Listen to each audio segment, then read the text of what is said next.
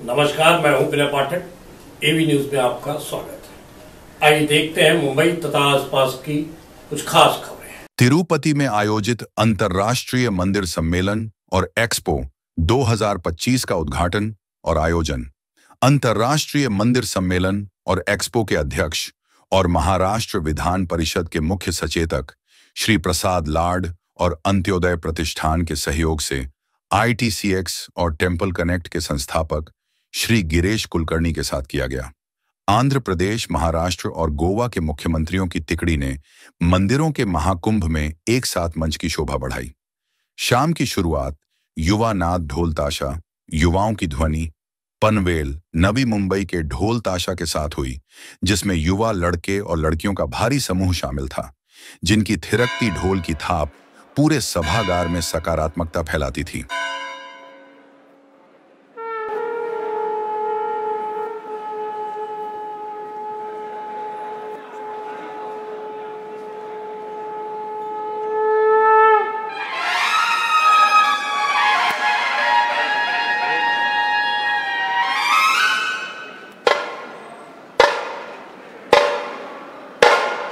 वेंकटरमणा गोविंदा गोविंदा हरि गोविंदा, भक्तवत्सला गोविंदा गोविंदा हरि गोविंदा,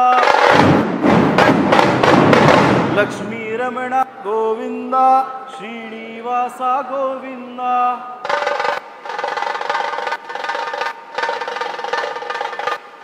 बोलो जय Shri Ram.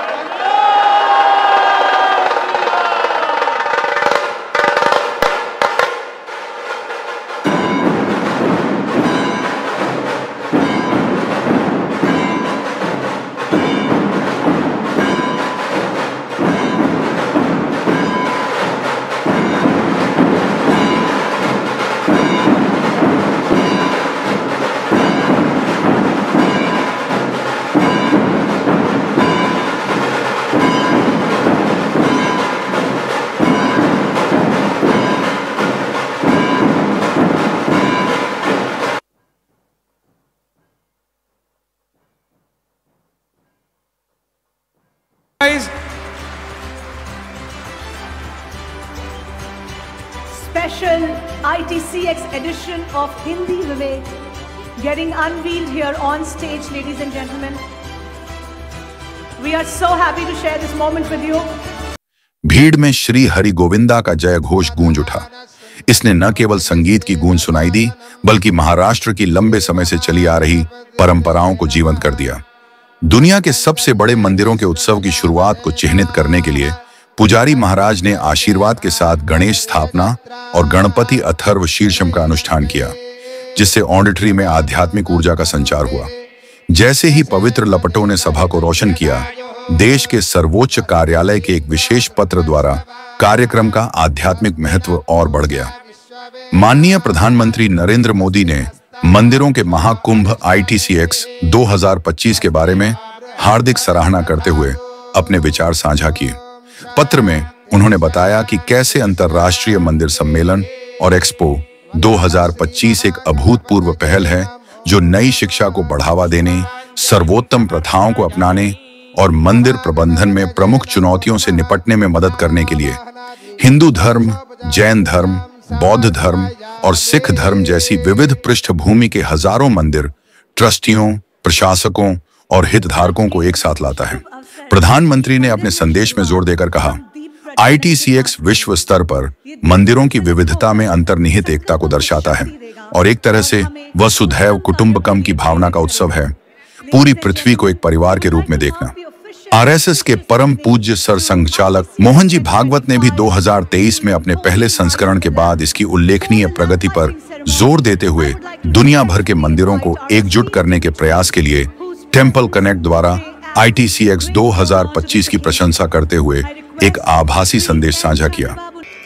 Ladies and gentleman, आज का जो ये समारोह है, ITCX 2025 का जो ये मेला है, ये बहुत ही भव्य है और बहुत ही शुभ है। आज पूरा ITCX परिवार इस बात से बहुत गर्व अनुभव कर रहा है कि इस साल के इस शुभ आरंभ में हमें स्वयं भारतवर्ष के प्रधानमंत्री जी श्री नरेंद्र मोदी जी से आशीर्वाद पत्र मिला है। आप सभी की अनुमति के साथ, आप सभी के आशीर्वाद के साथ मैं यह पत्र पढ़कर सुनाना चाहूँगी। Ladies and gentlemen, it is so heartening to receive the blessings of the Honorable Prime Minister of India, Shri Narendra Modi ji, on the occasion of ITCX 2025. And here is the letter and the message from the Prime Minister himself. I would like to read it out before all of you. The Prime Minister writes, "It is heartening to learn about the International Temples Convention and Expo ITCX 2025, organized by Temple Connect at Tirupati. The Temple City provides the perfect backdrop to host the summit and expo. This initiative to bring together thousands of temple trustees, administrators, and stakeholders from diverse backgrounds such as Hinduism, Buddhism, Jainism, and Sikhism will help promote new learnings, adopt best practices, and tackle key challenges in day-to-day temple management and operations. Our places of worship have made a substantial contribution towards preserving literature, art, culture, and architecture, and have stood as a testament to our nation's culture and society. The 21st century belongs to the knowledge-driven societies, ladies and gentlemen.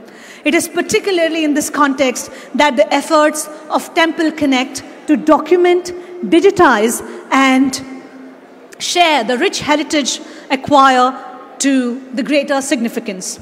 May such effort showcase our rich spiritual heritage and build bridges between tradition and modernity.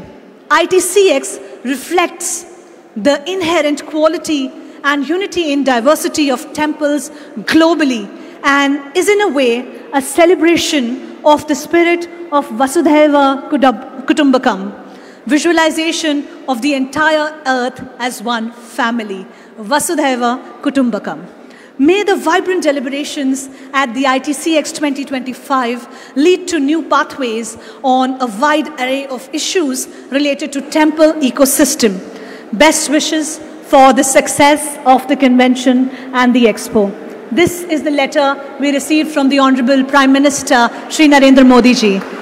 Ladies and gentlemen, we would like to thank Prime Minister, sir. और इसके साथ साथ ये हमारा परम सौभाग्य है देवियों और सज्जनों कि आज ITCX 2025 को इतने महान व्यक्तियों का आशीर्वाद प्राप्त हुआ है, जिनमें से कई सारे हमारे साथ मंच पर मौजूद हैं। और सिर्फ हमारे प्रधानमंत्री ही नहीं, बल्कि परम पूज्य सारा संघ चालक डॉक्टर मोहन भागवत जी ने भी एक अपना आशीर्वाद वार्ता भेजी है। आप सबसे निवेदन है कि स्क्रीन की तरफ ध्यान दें और उनका ये वीडियो मैसेज देखें। May we please play the video on the screen. Temple connect इस नाम से सनातन परंपरा के पूरे विश्व में फैले हुए मंदिरों की संयुक्ति जो 2 वर्ष पूर्व से कार्य कर रही है, उसकी परिषद अब तिरुपति में होने जा रही है। पिछले एकत्रीकरण से अब तक कुछ प्रगति हुई है। मंदिर पहले भारतवर्ष के समाज के सांस्कृतिक, शैक्षणिक, आध्यात्मिक, आर्थिक, सामाजिक केंद्र हुआ करते थे। मंदिरों के प्रति अपार श्रद्धा सभी सनातन परंपरा के मानने वालों में आज विद्यमान है। यह समय समय पर अनेक उदाहरणों से दृग्गोचर होता है और इसलिए आज की अवस्था में भी मंदिरों का यह जो कार्य है वह कुछ अंशों में सर्वत्र संपन्न होता हुआ दिखाई भी देता है। परंतु आज की विश्व की अवस्था में सनातन धर्मियों को अपने जीवन से विश्व को कुछ संदेश देने हैं, कुछ उपाय दिखाने हैं। उसके लिए उनको तैयार करने का काम केंद्र बनकर मंदिरों के द्वारा जैसे पहले होता था वैसे होना चाहिए। और इसलिए सभी मंदिरों की यह संयुति आपस के सहयोग के आधार पर मंदिरों को इस कार्य के लिए सशक्त करने के लिए काम करती है। ये बहुत ही औचित्यपूर्ण कार्य चल रहा है। इस दृष्टि से अभी 2025 में संपन्न होने वाली यह परिषद विचार करेगी, आगे बढ़ेगी और अपने कार्य में चलते चलते सर्वथा यशस्वी होगी, यह विश्वास है। मैं इस परिषद के आयोजन में लगे सभी को शुभकामना देता हूं, उनका हार्दिक अभिनंदन करता हूं। उन्होंने कहा, पहले के समय में मंदिर भारतीय समाज के सांस्कृतिक, शैक्षिक, आध्यात्मिक, आर्थिक और सामाजिक केंद्र हुआ करते थे। आज भी सनातन परंपराओं का पालन करने वाले सभी लोगों में मंदिरों के प्रति असीम आस्था मौजूद है और यह अनगिनत उदाहरणों के माध्यम से बार बार साबित हुआ है। इस अवसर पर श्री श्रीपाद नाइक, केंद्रीय मंत्री और भारत के नवीन और नवीकरणीय ऊर्जा राज्य मंत्री, श्री आचार्य गोविंद देव गिरिजी महाराज, आध्यात्मिक नेता और विद्वान, श्री राम जन्मभूमि ट्रस्ट के कोषाध्यक्ष और मथुरा कृष्ण जन्मभूमि ट्रस्ट के उपाध्यक्ष श्री CR मुकुंद, संयुक्त महासचिव RSS अनागनी सत्य प्रसाद, माननीय मंत्री आंध्र प्रदेश, महाराष्ट्र के मंत्री आशीष शेलार, प्रौद्योगिकी और सांस्कृतिक मामलों के मंत्री महाराष्ट्र, श्री विश्वजीत राणे, गोवा के स्वास्थ्य, TCP, वन, शहरी विकास, महिला एवं बाल विकास मंत्री श्रीमती मेघना बोड़ीकर, महाराष्ट्र राज्य मंत्री श्री रोहन खोंटे, पर्यटन, सूचना प्रौद्योगिकी, इलेक्ट्रॉनिक्स और संचार और मुद्रण और स्टेशनरी मंत्री गोवा श्री प्रवीण दरेकर, महाराष्ट्र विधान परिषद के सदस्य श्री BR नायडू, अध्यक्ष तिरुमाला तिरुपति देवस्थानम TTD, श्रीमती नीता लाड, प्रधान सलाहकार अंतर्राष्ट्रीय मंदिर सम्मेलन और एक्सपो 2025 और संस्थापक अंत्योदय प्रतिष्ठान ने कार्यक्रम की शोभा बढ़ाई। इस एक की पार्श्वभूमि सिर्फ 2023 की नहीं, आप तो जानते ही है, लेकिन माननीय NDA नेता और मुख्यमंत्री चंद्राबाबू जी को, सम्माननीय गोवा के मुख्यमंत्री प्रमोद जी को और व्यासपीठ के सभी बैठे हुए महाव्यक्तियों को मालूम होना चाहिए। इसकी शुरुआत सर मैं 2005-2006 में महाराष्ट्र में मैं जब मुंबई के प्रसिद्ध सिद्धिविनायक मंदिर का विश्वस्त था, तब मैंने इसे शुरुआत किया था।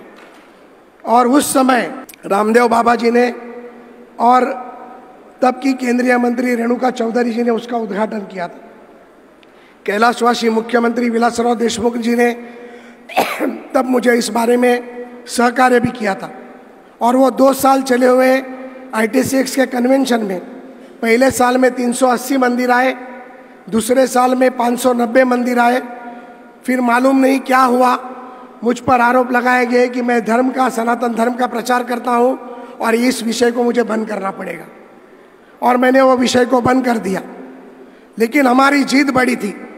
गिरीश जी, मैं और नीता ने सातत्य से इस विषय को आगे ले जाने का बीड़ा ही उठा लिया था और हमने सोच लिया था कि मंदिर व्यवस्था को हमें बहुत अच्छी तरीके से दुनिया के सामने लाना है।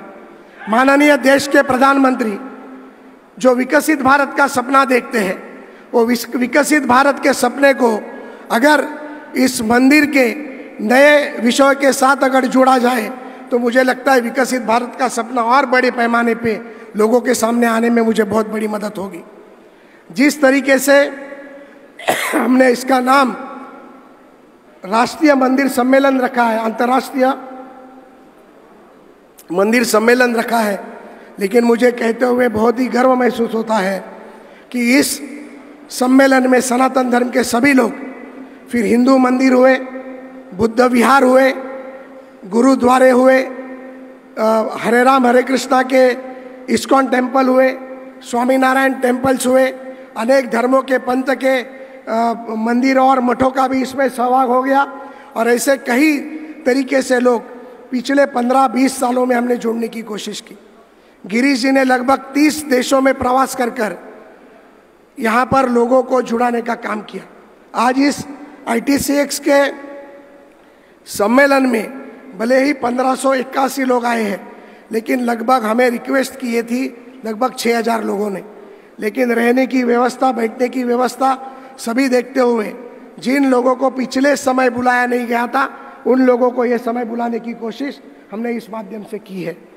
और मुझे बहुत ही गर्व महसूस होता है कि हम ये जो विचार लेके आगे बढ़े, वो विचारों को आज जो ये मंदिर का आंदोलन हुआ, आज ये मंदिर के आंदोलन के कारण से अनेक लोगों के अस्मिता का जागरण हुआ है। It has been a great source of inspiration. और इसका परिणाम देख सकते हैं कि यह राम जन्मभूमि आंदोलन के लिए जो धन संग्रह हुआ, समर्पण हुआ और जो सारी सहभागिता हुई, तो पूर्ण देश के 5,32,000 विलेजेस पार्टिसिपेटेड इन दैट। ऐसा भारत में कभी नहीं हुआ है पहले। हमारे मंदिर यह स्वतंत्र ही होने चाहिए, यह बहुत आवश्यक है।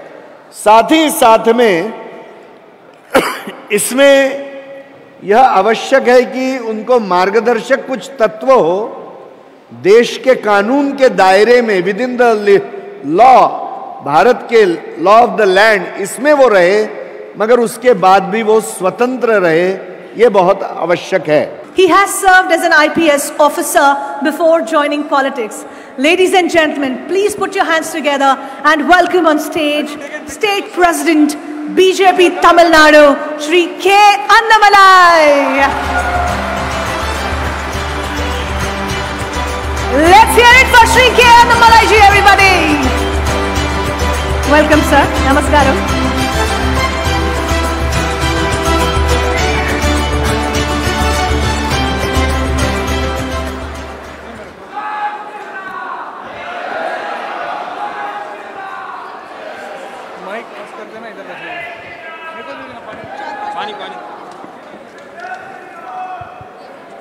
Jai Sri Ram, Om Namah Shivaya. Even for destitute women, there are clear rules written 1000 years back in our Dharmanomics who should take care.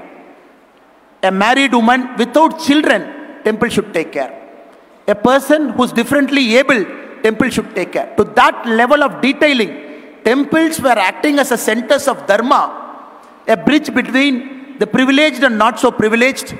That point of time, we didn't have a law. It is all inscribed in stone, so that none of us can deviate from what is there. I'm very, very sure coming years, with the blessings of elders, Sanatana Dharma and Dharmanomics model from Bharat, maybe in 25 years, 50 years from now, it should go across the world as a model for equality, as a model for fraternity, as a model where people can come together, as a model temple will be the arbiter between the haves and the have-nots. So there is no unrest in any parts of the world. I think that is a larger vision. To reach there, it is very important. The temple cities and temples, they become centers of excellence. It is very important, especially in a state like Tamil Nadu, the temples are completely freed from the HRNC department. It is more important, very important more than that, once freeing the old model in which the temples were run by a group of trustees. Now people can say, okay, you have freed it, day one. After freeing it, will it lead to more chaos? The whole idea of bringing this act, because they felt it is dominated by the priestly class. The Dravidian forces are very happy to use the word called Brahmin domination. That's how the politics of Tamil Nadu is for the last 50, 60, 70 years. They say, no, the Brahmin class will come and dominate temple. That is why in 1926 we freed. If anybody has got free time to roam around Tamil Nadu temples, we see temples, how beautifully it is structured. Different caste groups, they do puja in temple. For example, my Kuladevada temple, it is not a so-called forward caste which does puja. It is a so-called backward caste who will do a puja, and all of us will stand there and take prasad. That is there for the last 350 years. Temples are in Tamil Nadu where a lot of our mothers and sisters, they are chief puja. It is all there for 100 of years. There are temples where our scheduled caste brothers and sisters, they are the chief pujaris in main temples, and everybody will stand in line. But somehow, in the 250 years of mischievous history, all these are undocumented. After HRNC has come, they have taken it whole, and they are trying to do a lot of nonsense. I think it is very important. We have to go back to the roots. And many temples were built by certain communities, owned by certain communities, and they had a very prescribed way. We are very clear. We have a model to run temples once we free it. And this model is based on fraternity. This model is based on equality. This model can make temple more accessible to all the people, unlock the revenue potential of all the offerings inside the temple, and more importantly, generate trickle-down economics which can go down well. To hear his insights on how temples and spiritual centers can play a big role in sharing a brighter future for all. Please join me in welcoming Dr. Pramod Sawant ji, Honorable Chief Minister of Goa, for a special address. Welcome, sir. बहुत-बहुत स्वागत है.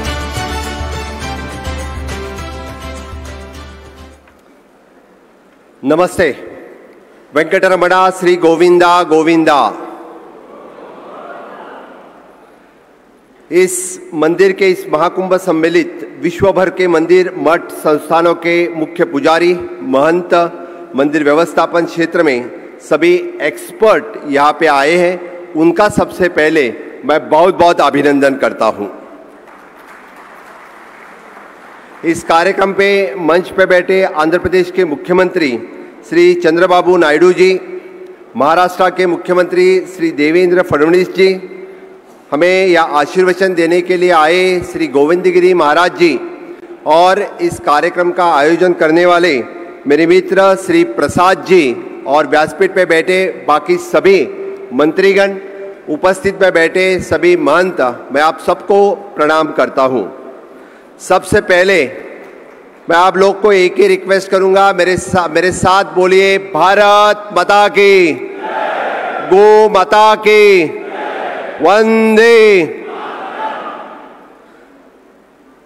देव, धर्म और देश, इसी के साथ साथ हम आज इस मंदिर का महाकुंभ जो यहाँ पे आयोजन किया है, इस महाकुंभ में फिर एक बार मैं देव, धर्म, देश की बात कर रहा हूँ. इसीलिए जब देव शाबुत रहेंगे, धर्म शाबुत रहेगा, तभी देश शाबुत रह सकता है.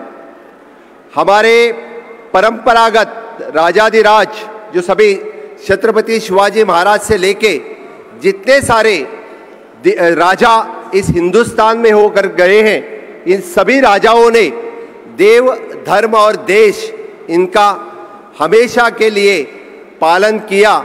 इसीलिए इस सनातन हिंदू धर्म हम आज के इस पावन पर्व पर देख रहे हैं. आपने इतिहास देखा तो सभी को पता होगा कि इस सनातन हिंदू धर्म में सबसे बड़ा योगदान किसी का रहेगा तो हिंदुओं के राजाओं का रहेगा, जिन्होंने हिंदवी स्वराज्य संस्थापन किया. उस छत्रपति शिवाजी महाराज सिर्फ महाराष्ट्र पर नहीं है तो पूरे देश भर में हिंदू साम्राज्य स्थापन करने का सपना किसी ने देखा तो छत्रपति शिवाजी महाराज ने. तो इस अवसर पर मैं आज बस इतना ही कहना चाहूंगा, मैं ज्यादा वक्त नहीं लूंगा. मुगलों ने, अफजलों ने, इंग्रजों ने, पुर्तगालों ने, डच ने हमारा मंदिरों का उद्ध्वस्त करने का काम तब किया था, और मंदिरों का पुनर्निर्माण करने का काम किसी ने किया तो छत्रपति शिवाजी महाराज से लेके सभी हिंदू राजाओं ने किया. इसीलिए आज सभी मंदिर शाबुत हैं.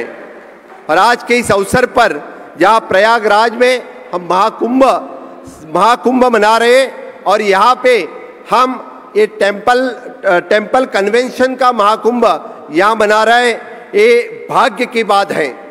ये अब हम सब इस भारत देश में जो विविधता से, एकता से जुड़े हुए हैं, हर राज्य में भाषा अलग है, हर राज्य में वेश अलग है, हर राज्य में संस्कृति अलग है, लेकिन हम सभी को एक ही संस्कृति पता चलती है, वो है हमारे टेम्पल संस्कृति। इस टेम्पल संस्कृति से हम सब जुड़े हुए हैं। सबसे पहले हमारे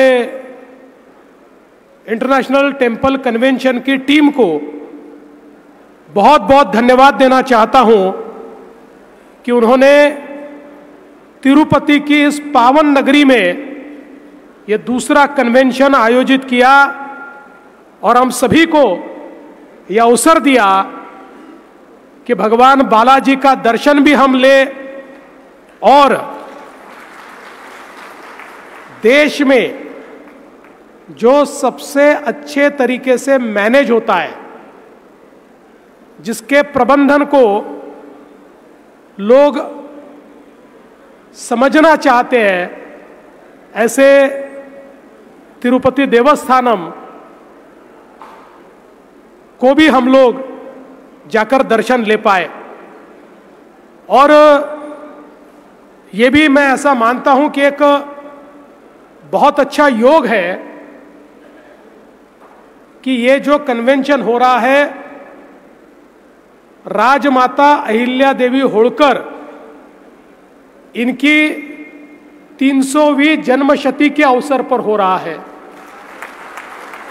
हम सभी लोग जानते हैं कि हमारे सनातन मंदिरों को विदेशी आक्रांताओं ने ध्वस्त किया और एक प्रकार से जब हमारी आस्था को ठेस पहुंची थी, उस समय पूरब से पश्चिम तक और उत्तर से दक्षिण तक राजमाता अहिल्या देवी होळकर एक ऐसी व्यक्ति थी जिन्होंने हमारे मंदिरों का, घाटों का, पूजा स्थलों का पुनरुज्जीवन किया और फिर एक बार हमारी आस्था को जीवित करने का काम उन्होंने किया, जिसका उल्लेख प्रमोद सावंत जी ने किया। छत्रपति शिवाजी महाराज के बाद पूरे देश में हमारे मंदिरों को पुनरुज्जीवित करने वाली ऐसी अहिल्या देवी के 300वें साल ये कार्यक्रम हो रहा है। ये बहुत हम सभी के लिए हर्ष की बात है और ये एक ऐसा समय है जब देश के आदरणीय प्रधानमंत्री जी ने हमारे देश में सांस्कृतिक पुनरुत्थान का एक यज्ञ शुरू किया है और फिर एक बार इस देश के लोग अपने आप को सनातनी कहते हुए गर्व महसूस करते हैं। इस प्रकार की ये बेला है। ऐसे समय हम सब लोग यहां पर एकत्रित आए हैं। आज प्रयाग में महाकुंभ चल रहा है। 50 करोड़ से भी ज्यादा लोगों ने महाकुंभ में जाकर स्नान किया है। दुनिया के देश अचंभित हैं।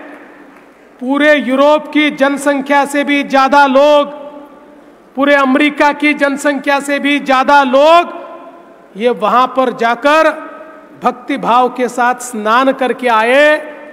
और सबसे बड़ी बात हमारे सनातन की वहां क्या देखने को मिल रही है, कोई किसी को जाति नहीं पूछता, कोई किसी को भाषा नहीं पूछता, कोई किसी को प्रांत नहीं पूछता, कोई किसी को पंथ नहीं पूछता।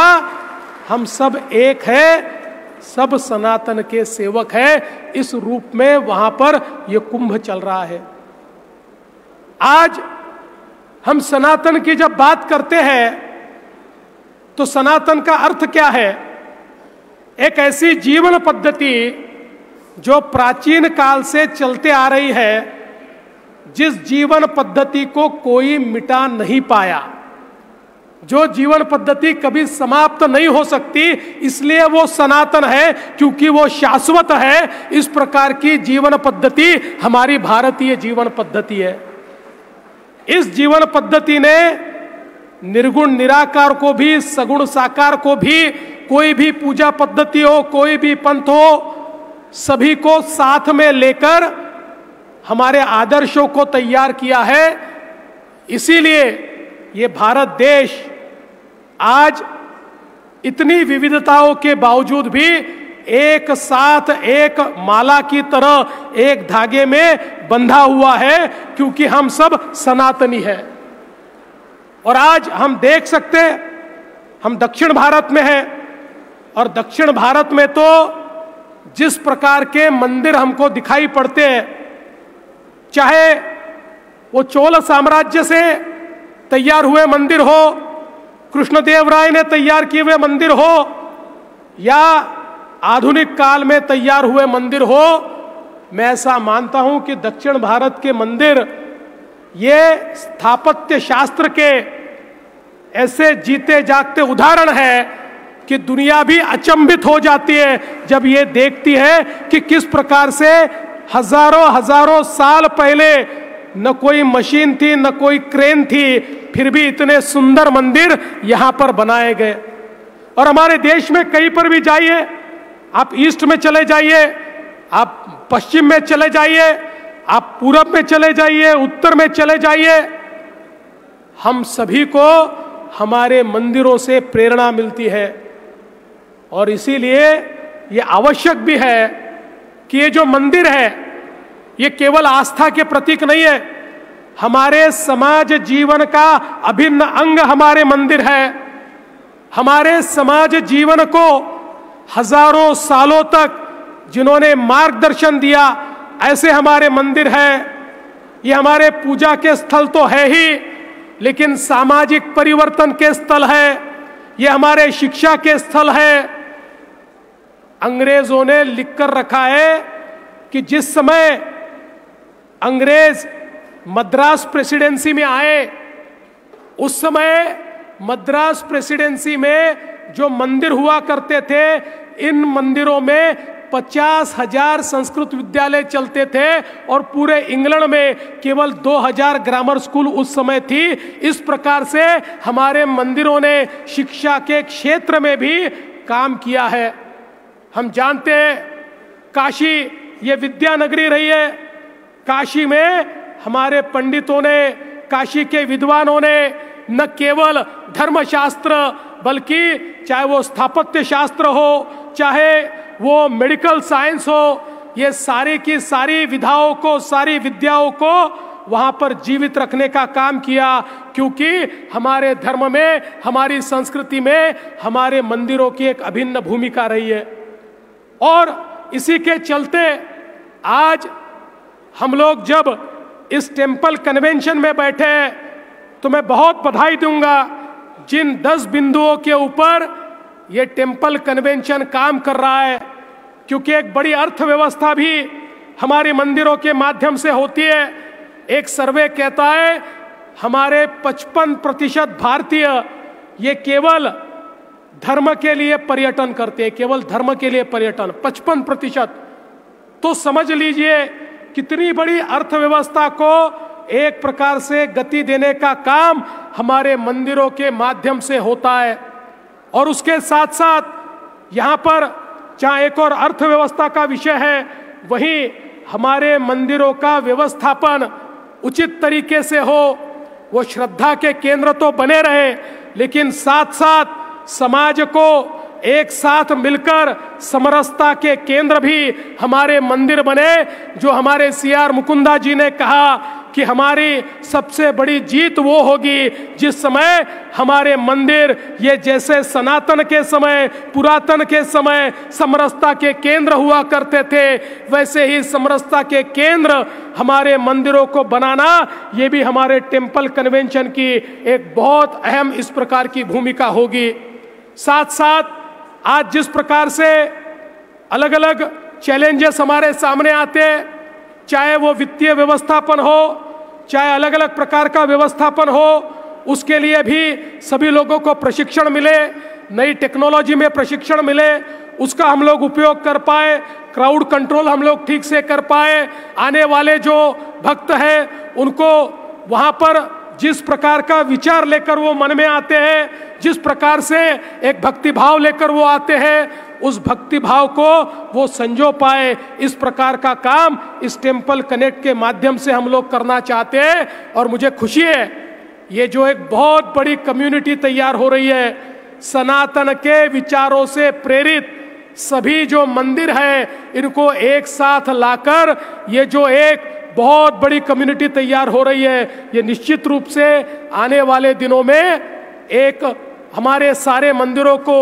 एक नई राह दिखाएंगी, एक नए विकास की ओर ले जाएंगी। और मेरा विश्वास है आज देश में हम लोग देखते हैं, चाहे वो तिरुपति का मंदिर हो या महाराष्ट्र में गजानन महाराज का मंदिर हो, एक सरकारी ट्रस्ट है जो इतना सुंदर चलता है, दूसरा प्राइवेट ट्रस्ट है वो भी सुंदर चलता है। तो एक प्रकार से ये जो अच्छा चलाने वाले लोग हैं इनसे हम लोग सीखें और हम अपने मंदिरों को अच्छे तरीके से यहाँ पर चलाएं, ताकि मंदिर ये समाज परिवर्तन का केंद्र हो, ये समाज एकत्रीकरण का केंद्र हो, ये सामाजिक अभिसरण का केंद्र हो। इस प्रकार का प्रयास इस माध्यम से हम लोग करने वाले हैं। मैं आज अधिक समय नहीं लूंगा, लेकिन बहुत बहुत धन्यवाद देना चाहता हूं टेम्पल कन्वेंशन की इस पूरी टीम को जिन्होंने ये पहल की है। और मेरा विश्वास है आने वाले दिनों में ये पहल और बड़ी होगी और बड़े पैमाने पर हमारे सारे मंदिर इसमें जुड़ेंगे और सनातन को एक नई राह पर ले जाने का काम हम सब लोग मिलकर करेंगे। इस विश्वास के साथ मैं आपको बहुत बहुत धन्यवाद देता हूं। धन्यवाद। जय हिंद, जय भारत। ITCX के सम्मेलन में भले ही 1581 लोग आए हैं, लेकिन लगभग हमें रिक्वेस्ट की थी लगभग 6000 लोगों ने, लेकिन रहने की व्यवस्था, बैठने की व्यवस्था सभी देखते हुए जिन लोगों को पिछले समय बुलाया नहीं गया था उन लोगों को ये समय बुलाने की कोशिश हमने इस माध्यम से की है। और मुझे बहुत ही गर्व महसूस होता है कि हम ये जो विचार लेके आगे बढ़े, वो विचारों को मैंने 2018 में महाराष्ट्र के तभी के मुख्यमंत्री और अभी के भी मुख्यमंत्री माननीय देवेंद्र जी के सामने रखा, और देवेंद्र जी ने मुझे तत्काल कह दिया कि इस विषय को आपको आगे बढ़ाना है। हमने फिर से पूरी सिस्टम को रीऑर्गेनाइज किया, उसे आगे ले जाने का प्रयास किया, और एक भारत पे ही नहीं तो पूरे दुनिया के ऊपर एक बहुत बड़ा संकट आ गया जो था कोविड का। तो वो 2 सालों में हम कुछ कर नहीं पाए। फिर हमने देवेंद्र जी के साथ विचार विनिमय करने के बाद राष्ट्रीय स्वयंसेवक संघ के प्रमुख सरसंघ चालक मोहन जी भागवत जी के साथ ये विषय को जाके चर्चा की, और उन्होंने तत्काल मेरे दूसरे ही मिनट में कहा कि इस विषय को आगे बढ़ाना है और इस विषय के उद्घाटन के लिए मैं स्वयं आ रहा हूँ।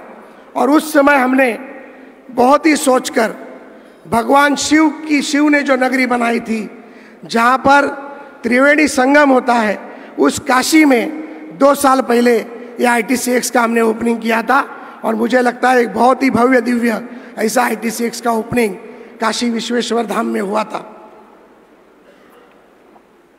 इस 3 दिन के चले कार्यक्रम में तब भी माननीय प्रधानमंत्री ने प्रशंसा की थी। माननीय देश के गृह मंत्री सम्माननीय अमित शाह जी ने भी इसकी प्रशंसा की थी। मैं एक चीज़ इसमें कहना चाहूँगा, कोई भी चीज़ जो लोगों को समझे, समस्या को समाधान दे और लोगों के बीच में लोगों ने जाके काम करने की होगी, उसे होने के लिए हर समय वक्त काफ़ी जाता है। मुझे आज भी विश्वास है इस दूसरे सम्मेलन में 3 राज्य के 3 मुख्यमंत्री इस व्यासपीठ पर बैठे हैं। यही ITCX की सबसे बड़ी उपलब्धि आज हमारे लिए यहाँ पर है। हमने राम मंदिर का भी संघर्ष देखा। 503 साल के बाद माननीय मोदी जी के नेतृत्व में राम मंदिर का पुनर्निर्माण हुआ। वैसे ही मुझे आज भी पूरा विश्वास है कि ITCX के माध्यम से, अंतर्राष्ट्रीय मंदिर सम्मेलन के माध्यम से जिस विषय को मैं आगे ले जाना चाहता हूँ, उस विषय को आगे जाकर पूरे हिंदुस्तान के ही नहीं तो पूरे 57 देशों के मंदिर इसे साथ में लेकर करेंगे, और भारत की इकोनॉमी के साथ दुनिया की इकोनॉमी को भारत की इकोनॉमी से जुड़ाएंगे। ये मेरा पूरा आत्मविश्वास है। माननीय देवेंद्र जी, माननीय चंद्रबाबू साहब, हमने इस ITCX में प्रमुखता से मंदिर फेडरेशन के माध्यम से 10 विषयों को आगे लेने की कोशिश की है। हम सभी जानते हैं कि तिरुपति टेम्पल हो, शिरडी टेम्पल हो, महालक्ष्मी टेम्पल हो, वैष्णो देवी टेम्पल हो, पशुपतिनाथ हो, या हिंदुस्तान का या दुनिया का कोई भी बड़ा टेम्पल हो, हर जगह पर प्रशासन और वित्तीय प्रबंधन की व्यवस्था होनी जरूरत होती। लोग प्रशासन में और वित्तीय व्यवस्था में थोड़े डगमगा जाते हैं। इस सम्मेलन में कल और परसों के दिन में एक्सपर्ट्स आके प्रशासन को कैसे मजबूत करना है, तिरुपति मंदिर के विश्वस्त आके यहाँ पर बात करेंगे कि उनकी व्यवस्था कैसी अच्छी है, शिरडी के व्यवस्था वाले बताएंगे कि उन्हें क्या करना चाहिए, और उसमें से छोटे से बड़े सभी लोग एक साथ मिलकर इस व्यवस्था को लेकर आगे बढ़ेंगे। दूसरा विषय है कानूनी व्यवस्था। कानूनी व्यवस्था में कई जगह पर कई जमीनें मंदिर विश्वस्त व्यवस्था की होती है, जिसके ऊपर एनक्रोचमेंट होती है, जिसके ऊपर कई तरीके बाधाएं होती है।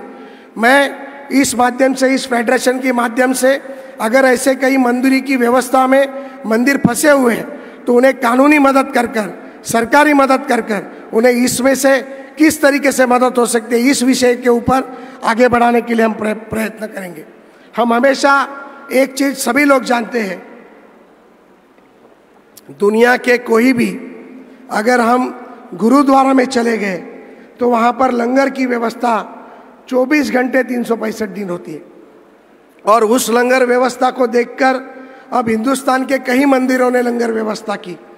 हमने माननीय मुख्यमंत्री जी पिछले ITCX में लंगर व्यवस्था के ऊपर एक बहुत अच्छा सेमिनार रखा था, और उसके बाद लगभग हिंदुस्तान में 160 से ज़्यादा मंदिरों ने लंगर की व्यवस्था शुरू की। ये हमारी ITCX 1 की पहली उपलब्धि है, जिसका मुझे अभिमान है।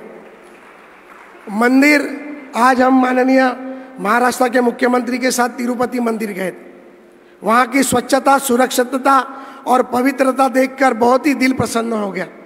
भगवान को देखकर तो प्रसन्न होता ही है, लेकिन भगवान जिस परिसर में बैठते हैं वो परिसर भी स्वच्छ होना चाहिए, वो परिसर सुरक्षित होना चाहिए, वो परिसर में पवित्रता होनी चाहिए, और सारी चीज़ें उसके दरबार में हर कोई समान है, ये चीज़ भी लोगों तक पहुंचनी चाहिए।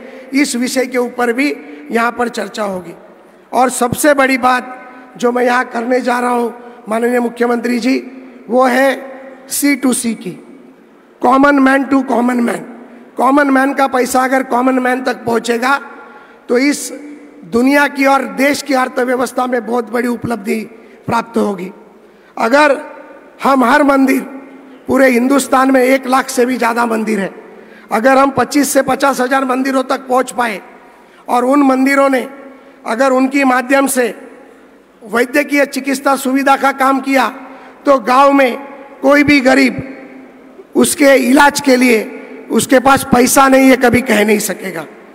अगर उस व्यवस्था ने, मंदिर की व्यवस्था ने या गुरुद्वारे की व्यवस्था ने अगर कई बच्चों को एजुकेशनली अडॉप्ट किया, तो मुझे लगता है हिंदुस्तान में कोई भी बच्चा बिना सीखे रह नहीं पाएगा। अगर हमने बुक बैंक के जैसे अनेक उपक्रम अगर यहाँ पर शुरू किए, तो मुझे लगता है हिंदुस्तान में साक्षर हिंदुस्तान जो माननीय प्रधानमंत्री जी का सपना है, वो पूरा होने में हमें मदद मिलेगी। इसके अलावा AI टेक्नोलॉजी का वापर होगा, मीडिया का होगा, सोशल मीडिया का होगा।